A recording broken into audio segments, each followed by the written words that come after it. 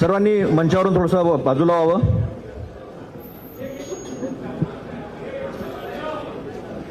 प्रशांतजी यांना विठ्ठलाची प्रतिकृती असलेलं महाराष्ट्राच्या विचारधारेचं पुस्तक कोण होता शिवाजी, या छत्रपती शिवाजी महाराज शिवशाहू फुले आंबेडकरच्या विचारासाठी पानसरे, दाभोळकर, कलबुर्गी, गौरी लंकेश यांनी प्राणाची आहुती दिलेली आहे. त्या पुस्तकाची भेट